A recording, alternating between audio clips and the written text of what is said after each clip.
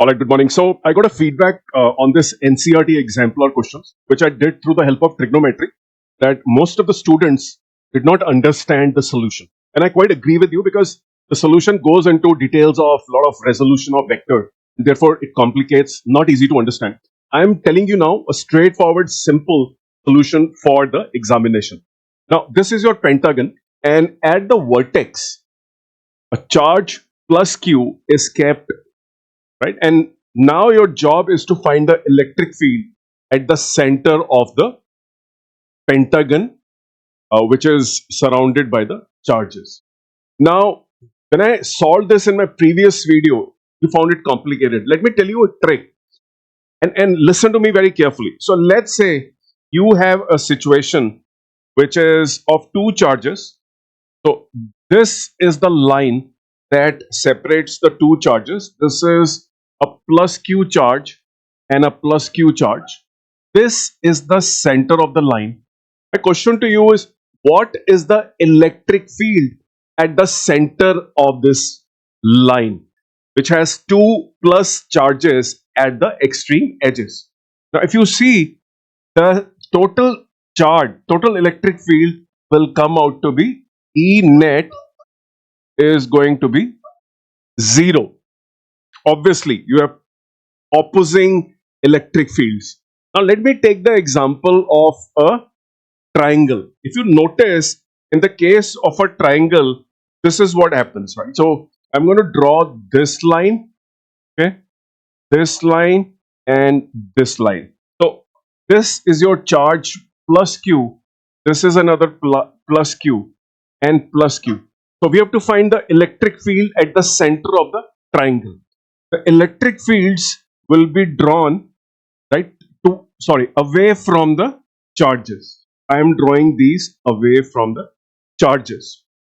What is the separation of these electric fields? Obviously 120 degree. Now I want to draw your attention to the knowledge of vectors. If you know vectors pretty well, you know there are three vectors which are coming from the centroid of an equilateral triangle. So this is your equilateral triangle, this is your centroid, and you can see there are three electric fields which are moving towards the center, which is the centroid. If you remember, you might have learned about Lami's theorem. In Lami's theorem also, you had a similar situation where a body was subjected to three forces which were separated by an angle of 120 degrees, and all these forces were equal. What was the resultant? The resultant of these three forces, which actually are originating from the centroid of the triangle, comes out to be 0, right, from the Lami's theorem. Similarly, these three electric fields which are coming towards the center of the triangle, 1, 2, and 3, meet at the centroid, and therefore the resultant of these also is 0. Alright, so see, once you have drawn the medians of a triangle, the question is why the resultant is 0. Okay, so one theorem is obviously, which is the sum of medians of a equilateral triangle is 0. But there is a vector method also available, which is called the head to tail method, where if you draw these vectors from head to tail of each other, what you get is a closed polygon. And whenever you get a closed polygon, the answer is 0. Let's see how you get it. So you can see these are the electric fields which are easily visible to you. So this is your E1, this is your E2, and this is your E3, right? So you have E1, E2, right? Now, why do I say that the sum of these three is 0? Obviously, you can memorize it, or you can see the Lami's theorem and stuff. Let's say from purely vector perspective, why the sum is 0? Now, my knowledge of vector. So I'm going to draw this axis, right? My first vector will be drawn, which is E2, right? Because the vector always needs to start from here. My second vector, E1, I'm going to draw from here, which is the, this. I draw this, and my third vector will be parallel to B, right? So this is E2, this is E1, and this is E. So you have a cyclic situation where vector number E2, the vector number E1, and vector E3 are in a closed loop. The tail, the head, the tail, the head, the tail, and the head. Whenever you have tail head, tail head, tail head, closing, the resultant is 0. Right? So this is the knowledge of vector, which tells us how to prove that if you have vectors organized like this, for example, in the case of a pentagon, if the vectors are organized like this, you can do the same head to tail exercise for these 5 vectors. Once you draw them using the x and y coordinates, you will get an enclosed polygon. Tail, head, tail, head, tail, head, tail, head, and a tail head. So the whole thing gets closed, and therefore the resultant of a closed loop tail head system of vectors comes out to be 0. When I say symmetry, actually I mean the rotational symmetry. If you rotate this particular pentagon by 72 degrees, nothing will change. It will remain the same. That's called rotational symmetry.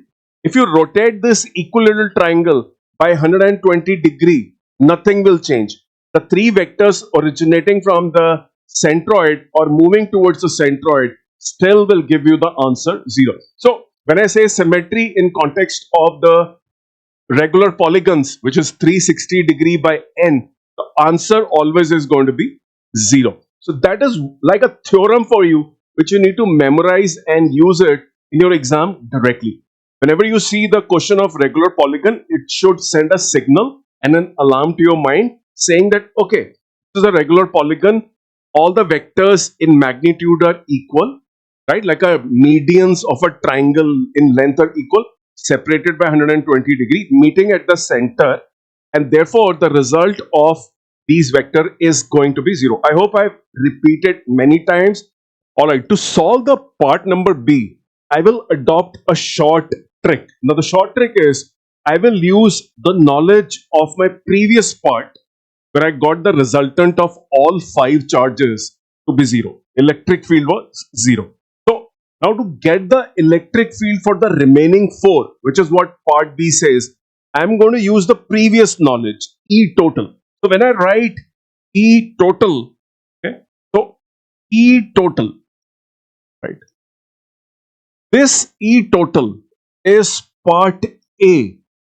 We've already saw it. So I'm referring to all the 5 charges is equal to E rest of the charges, which are B, C, D, E, right? So B, C, D, E plus electric field due to A. Our job in part B is to find this particular thing, right? We want to find out if the charge A is removed, what is the electric field due to these 4. So I have put the vector sum of all the 4 as a single entity E plus one more entity A, which makes the total electric field equal to the sum of all the 5 which we found in the previous question, right? Now we know this is 0 and this is what we need to find out. Let me call the electric field due to the 4 charges which are remaining after the charge from A is taken away. Now the electric field balance due to the 4 charges is written as X plus EA, and therefore X is equal to minus A. The finding electric field due to A is very simple, right? So electric field due to A is going to be minus KQ by R square. Where actually this is the length of the line joining the center of the pentagon to the vertex of the pentagon, right? Simple. So you see the minus sign, which means the direction is going to get reversed. So this was as simple. I used the knowledge of the sum of 5 charges, electric field due to the 5 charges. I put it equal to electric field due to 4 plus the 5th. That's simple. I hope you like this short trick. Alright, so in part C, what we have done is we have replaced plus Q with a minus Q charge, right? So the charge at A now becomes minus Q. So 5 charges, minus Q, plus Q, plus Q, plus Q, and plus Q. And you're supposed to find the resultant at the center of the pentagon. So in part C also, I'm going to use my knowledge of part A. Part A told me that the resultant of the 5 charges located at the vertices of a regular pentagon, the E total is going to come out to be 0. I'm going to use this. This is due to 5 charges, plus Q, plus Q, plus Q, plus Q, and plus Q located at A, B, C, D, and E. But this time, A will be taken out and made as minus Q. And now we have to decide what is the resultant of all the 5 charges. But remember, I am still going to use the knowledge of my previous part, number A, that E total due to 5 charges plus Q, plus Q, plus Q, plus Q is still 0. Let's see how we use. We solve this very quickly. This is a trick. Now, if you see this particular location, which is A now has minus Q charge, right? Now, there is a way I will write this charge. Can I write A as a charge which is this, right? I can write the minus Q on A as a charge which is a sum of these two charges. So from the point of view of a pentagon, I can say that there is a charge located here which I can write as Q minus 2Q, which is located at A. So now what happens? You have a pentagon whose all the vertices also have a charge of plus Q, plus Q, plus Q, plus Q. And now we know the resultant of these is going to be E total is equal to 0 because you have split minus Q as Q minus 2Q, right? Now, what are you left with? You're left with a charge on A which is minus 2Q. This is the only charge which is left at A, which means the electric field due to A will be due to minus 2Q charge, and therefore is going to be minus 2Q by R square is your answer, right? Which means it is directed towards the charge because your E total is 0. So the only charge which you're left with is minus 2Q now, and minus 2Q is located here. So because of plus Q, the direction was this, but now the direction is going to be, this was the direction, now the new direction is this, right? So this is your net electric field due to minus Q charge. Small change, write minus Q as Q minus 2Q, and then that Q gets involved with the rest of the 4 and becomes a regular pentagon, gives you the answer 0, and therefore the minus 2Q is the only one. I hope you like this video, and now if you still are not able to understand it, let me know which step was not clear to you. I will make this video. Thank you very much.